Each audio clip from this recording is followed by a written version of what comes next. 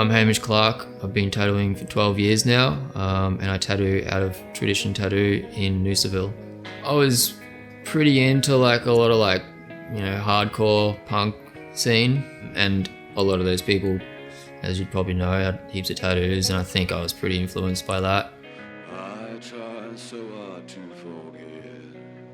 I think a lot of people want to see what they're getting before they actually get it. And when you look at a piece of flash, it's like, that's how it's going to look on your skin. I think people like that element of like predictability. It's also sort of like a homage to like tattoo shops, how they were mid-century. Like no one got anything custom. They sort of just like rocked up to a tattoo shop unannounced, and then they just look at what's on the wall and be like, oh yeah, that eagle kind of aligns with me. If you want to relate it to like graph, like you're not going to put your piece like in the corner where it's dark. Like that's why people paint trains and billboards, because it's prime real estate. Like you want people to recognize your work.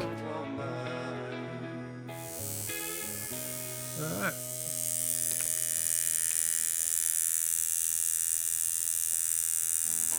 Like you can kind of like zone out a little bit and just kind of like do what's in front of you. But it can be kind of stressful. I find like doing the outline is I find kind of stressful, because I want it to be as precise and like as neat as possible. I try and get it in as quickly as I can. So like the quicker you can get it in, the less trauma there is. The healing process is like way cruisier. I've definitely gotten away with going for a surf after I've been tattooed. I probably don't tell clients that. Maybe for like the last 10 years, like pretty consistently. I surfed a little bit when I was like younger, but yeah, the last 10 years it's been pretty consistent. Kind of doesn't really stop. Like I do all my drawing at home. I do like all my emails and stuff at home. So you definitely take it home with you, which is probably one of the downsides about it.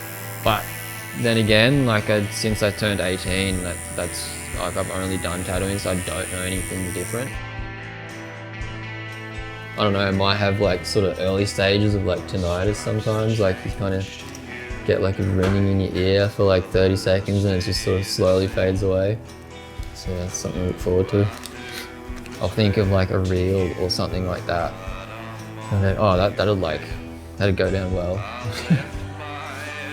So it's funny how now that's become a part of your job as well. Like, I'll be like having a shower and I'll be like editing a reel at the same time, yeah. I feel like I'm pretty hard on myself, so it maybe took like 6-7 years into it until I was like, all right, I'm pretty happy with how this is going. But like if I looked at that now, like what I was doing 6 years into it, I'd be like, I can do way better than that now. So you're kind of always looking back at stuff that you did 5 years ago and you're like, it doesn't stand up with what I'm doing now.